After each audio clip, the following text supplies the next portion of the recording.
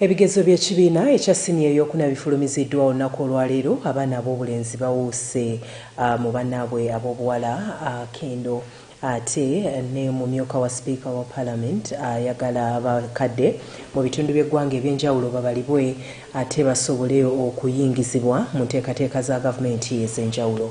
Ago n'amalala mangi genkuleetedde olunaku olwaleero naye nzikiriza nsooke nkubuuzeeko si byotya nno omulungi ali ku Channel 44 webale kubanga otulindiridde okutuusako amawulire gaffe mu lulimi Oluganda. Ennaku z'omwezi ziri 15 omwezi guno ogwokubiri oba guyite ogwa Mukutula Nsanja omwaka gwa 2024. Nze omuzaana wa Kabaka Arius Namugamba okutuusako amawulire gano ne munange Livingstone Kaweesi ku lw'abakozesa obubonero. Amawulire gaffe ngatandise ne Minisita avunaanyizibwa ku byenjigiriza wano mu ggwanga Honorable Janet Kataha Museveni era nga ye mukawo omukulembeze w'eggwanga yogedde ku bigezo ebifulumiziddwa olunaku olwaleero ebya siniya ey'okuna oba eddaala eryansenvuddeko.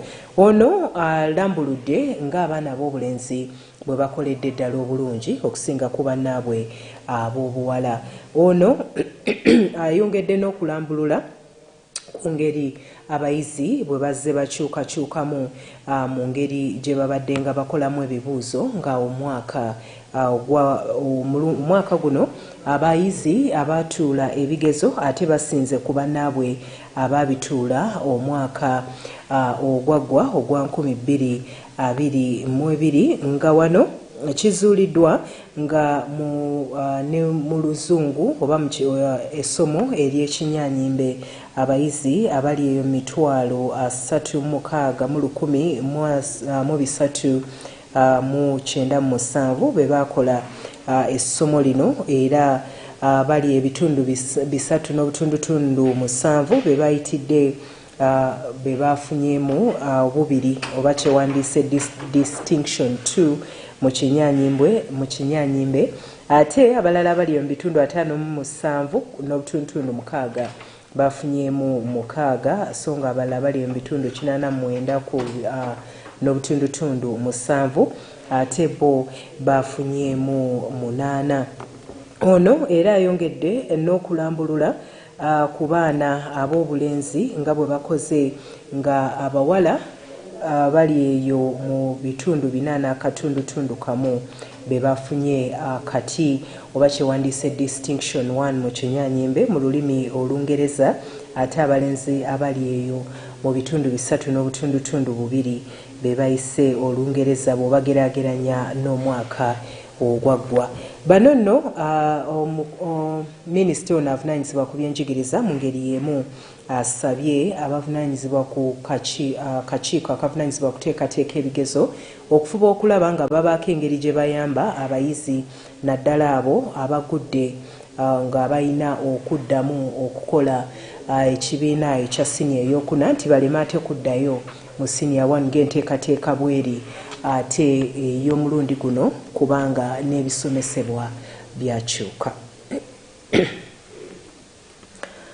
Tunaabatwongera okutuusaako ebyo ebivuddemu oba oliawo n'abaani abakoledde eddala obulungi nga sigala wano ku mawulire gaffe ga Channel 44. Ate nga tweyongeddeyo omumyuka wa sipiika wa Parliament Thomas Taibwa avuddeyo n'asaba abavunaanyizibwa bakola omulimu gw'okubala abakadde wonna mu ggwanga basobole okuteekerwateekerwa mu ngeri ennuŋŋamu.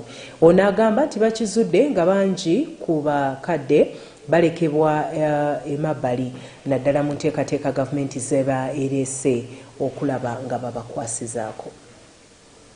Bino yasinzidde mu nsisinkano gye yabaddemu n'ekibiina ekya Paalamenti ekikwanaganya embeera z'abantu mu Uganda Parliamentary Forum on Social Protection ekikulemberwa omukyala Flavia Kabahenda ng'ono ava kyegegwa nga bagenda mu maaso n'okumusaba okubeera patroni w'ekibiina kino okutuusa okwemulugunya kw'abantu n'ensonga ezimu. Thomas Taibwa kati nga ye patroni w'ekibiina kino yagambye nti omuwendo gw'abakadde mu ggwanga tegumanyikiddwa nga obwetaavu okubawandiisa kubanga kizuuliddwa ng'ensonga ku nsimbi ezibaweebwa gavumenti tezibatuukako. The age of eligibility.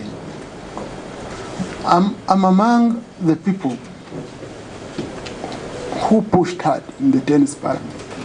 Those stubborn MPs who said, if you cannot serve the whole country, then increase the age and you serve the whole country. Why? There was unfairness. How could you tell me that in Tungamo could qualify to have SAGE money and Mitoma could not?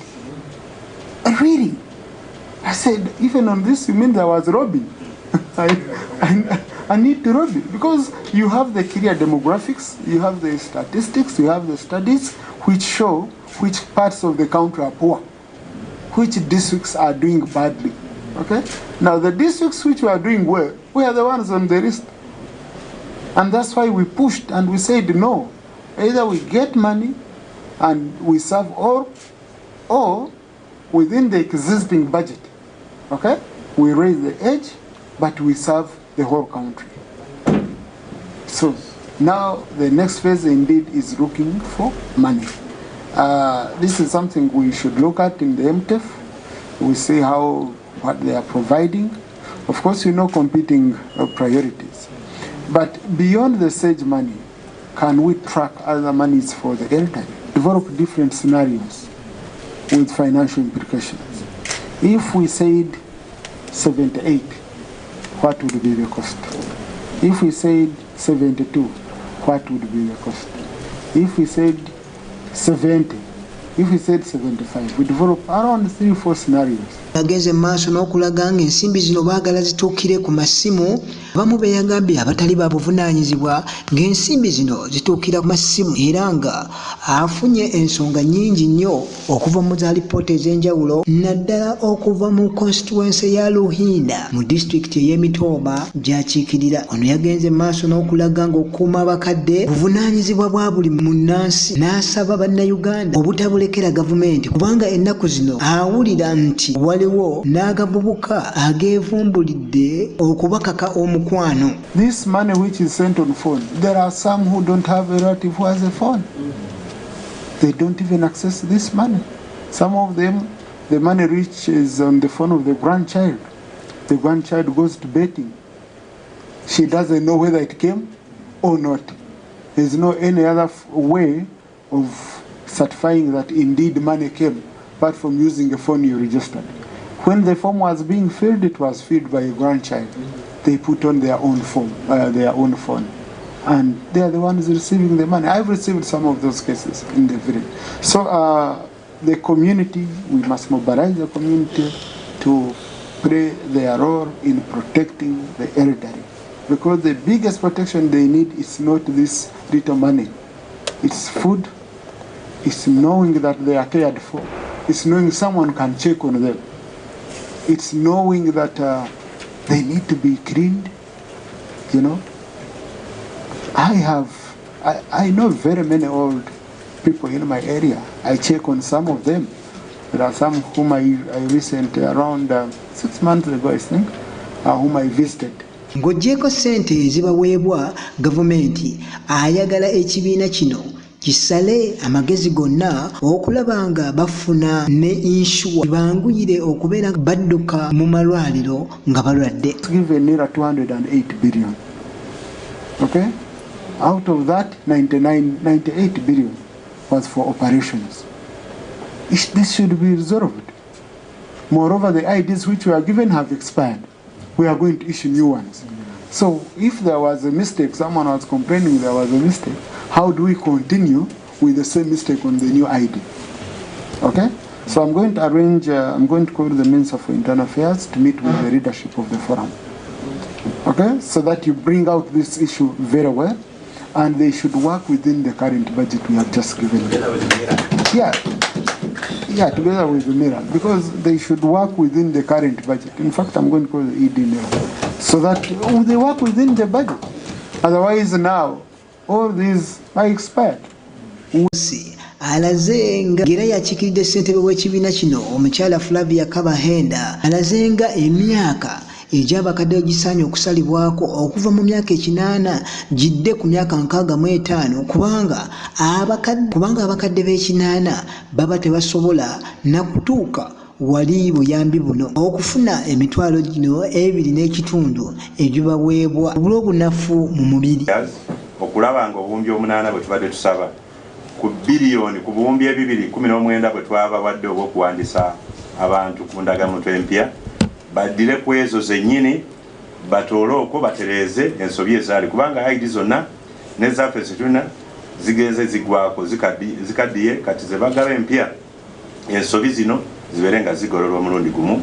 Ekyo sipiika obweyamo bwatuwadde bulungi nnyo buwa ssuubi n'omulanga gwatukubidde okuddayo mu bitundu tukume abantu buli omu atwala obuvunaanyizibwa mu byalo gye tuva okulondoola abakadde abatalina kyakulya abalina mwasirizi babeere nga bayambibwa buli omu ng'otwala obuvunaanyizibwa obw'okutegeera nti olwaleero ndi muvubuka enkyanja kuba nkaddiye nga nkuliridde.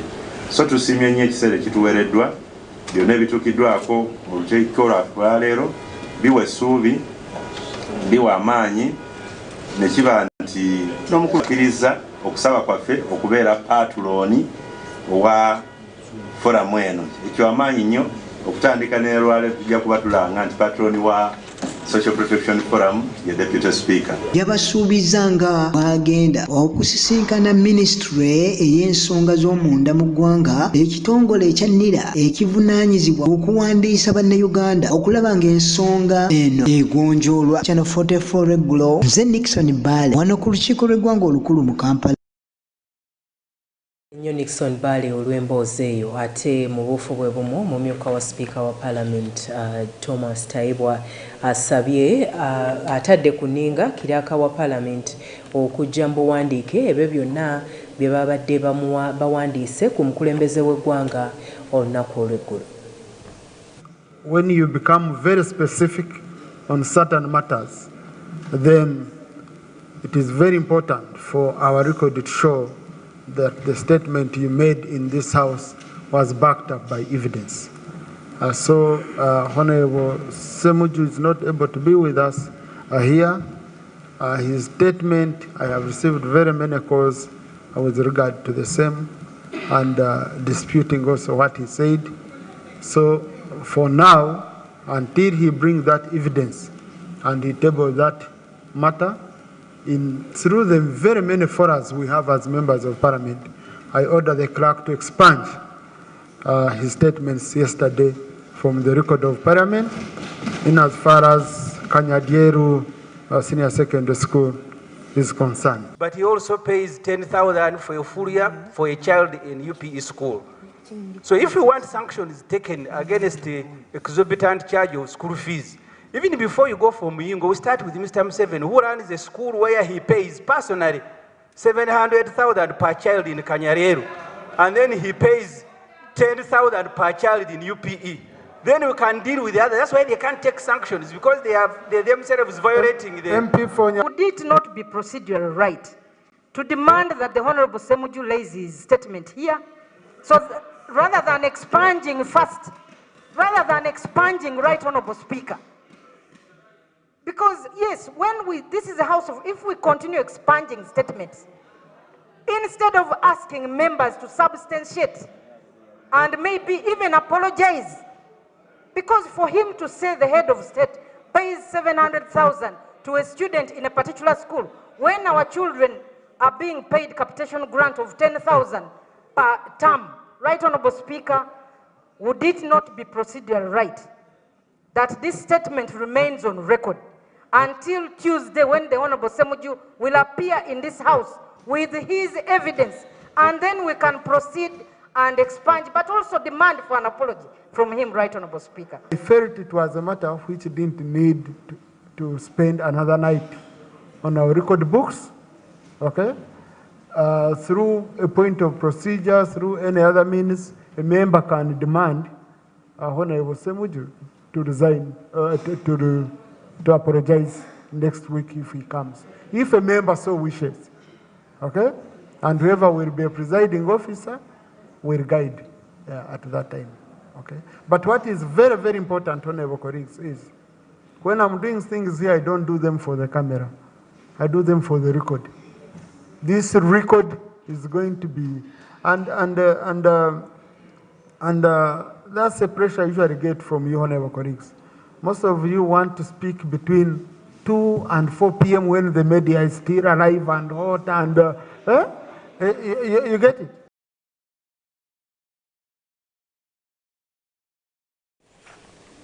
Ate nzikiriza nsooke ntuuseeko olwero tutegekedde olunaku olwaleero ndyoke nkwongereyo mu mawulire gaffe amalala ge tulina. Olugero lwaffe olwaleero lugamba nti ow'ennimi akira ayiisa.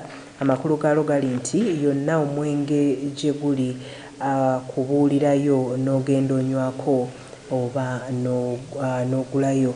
Olugero nno luno newankubadde nga lwogera ku mwenge ate ffe mu bulamu bwaffe obwa bulijjo lutuyigiriza nti waliwo ebintu bye tuba tulina okukola era nga bwe biba bikoleddwa wabeerawo abantu abatubbirako ne batubuulira nti biri mu kifo bwe kiti bw'oba okyetaaga osobole okukituukako ate kikuyambe okwongera okutambuza obulamu bwo. Nga tweyongeddeyo mu mawulire gaffe amalala okusaba okubeera no ku lubagamira ku St. Cathedral, Omusumba Robert Kayanja abeera tunokolerayo ensonga ez'enjawulo ze tulina okusimbako amannyo mu lugendo lwaffe olw'obulokozi lwe tuba tutambula. N'olunaku olwaleero tukutegekeddeyo ekigambo kikuzeemu amaanyi. The Bible said, I'll bless the work of your hand. Why? Because this hand is the best tool God has ever given man to defend him, to defend man, to defend himself, to bring things for himself, to design, to write, to think, to plan, to manufacture, in collaboration with your brain and with your vision. And so your hand is the greatest tool you have ever had. Whether you are educated or not educated, whether you are rich or poor, once you learn how to use your hand, you will never lack. You will never starve. Even God placed anointings in different areas of your life. For example, He pours the Spirit on your head. But watch, I don't have I would have brought to you, but on Thursday I'll do it for you. And I'll pour oil on somebody's head, and you'll see where it goes fast. First of all, it saturates the head. It goes into the beard. It drops. But because it's on the head, it will fast. Before it goes to the rest of the body, it will fall on anything associated with the neck and with the shoulders. That's why God places His government on the shoulder. The Bible said in the book of Isaiah, and His government shall be upon His shoulder. The shoulder connected to the hands. And as the anointing goes down, your hands are anointed at the second most level. So if the head is the top, you are the head of the church. Jesus is the head of the church. You are the head and on the tail. The second and the most important part is your tassel here, is your hands. And the anointing will go down. But the hand has the ability to even receive immediately as soon as the oil comes on you. It is only the hand. The feet can't. The lungs can't. The heart can't. The belly can't. But the hand can easily get it and apply it on any part of the body. The hand is the only thing that goes everywhere and do good things or some bad things. So the hand of God, He said, He was upon me. So the hand is something that can do all things. Like we said, all things. He makes all things work together for good. Raise your hand, say, my hand. That's why even Jesus Christ locked the greatest anointing that makes these people who are non-believers thinking that they're believers. He said, you shall lay hands on the sick, and the sick will recover. You will lay hands. Even Jesus, when He did the spittle in the soil, He molded it with a hand. So your hand is anointed. Your hand is a gift to you. I say your hand is a gift to you. Let me say it again. Your hand is a gift to you. May the Lord turn your hands into gifted hands. Akudira mu luyimba tayinza kuluwoomya nkakasa ng'otegedde Omusumba Robert Kayanja by'abadde abuulira. Ate nga tweyongeddeyo enteekateeka ez'okujjukira n'okukuza olunaku okwatibwa eyali Ssaabalabirizi w'eggwanga lino mu Archbishop Janan Luwumu ziggiddwako engalo ng'emikolo emikulu gigenda kubeera mu kibuga Kitgum mu district e Kitgum era ng'enteekateeka zino ziwomeddwamu omutwe Kkanisa ya Uganda nga ekulirwamu Ssaabalabirizi w'eggwanga lino. Ababaka mu lukiiko lw'eggwanga olukulu bavuddeyo ne babaako ensonga ez'enjawulo ze boogera ku mugenzi. Janan Luwumu atujjukiza ngu regime oluusi zita abantu si mu regime ya Amini yokka n'ey'Obote n'eya Museveni zonna ziseki abantu naye waliwo contribution eyo tunajjukira nnyo ku Janan Luwumu ngu bamutira kwogera amazima. Tukoowoola Bannayuganda kulaba ngu banywerera ku mazima, si kwogera kino n'oyogera kino n'oyogera kino no. Ne pulezidenti waffe tumusaba bw'anaaba ng'abuulira Bannayuganda babuulira amazima, akole eby'amazima, si bino ebyokutuyita emabega ate atambula kugenda ntandike kuyingirira ebirala. Natumibwa Bannayuganda kubayimirirako, si kintu kirala kyonna. Tujja kupondooka Bannayuganda babonaabona, twagala n'abo ababonyabonya Bannayuganda. History shapes our destiny. Akiraba ekyo. Historia yaffe, ebyedda byaffe bituwa enkola empya ne mumanya era bw'ogenda mu constitution yino wano nze ngintambula nayo mu constitution ekugamba etya mu preamble remembering our history, okujjukira ebyavaayo. Kakati olwaleero mu myaka gya 7 okutuuka kati abaana baffe banaamanya batya emyaka kumpi nga 6 oba 5 mu mirala, nze ndi 5 kati.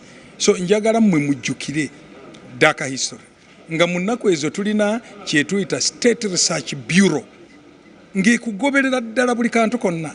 Engeri Archbishop Luwumu gye yafaamu yali mbi, ffenna tulina okufa.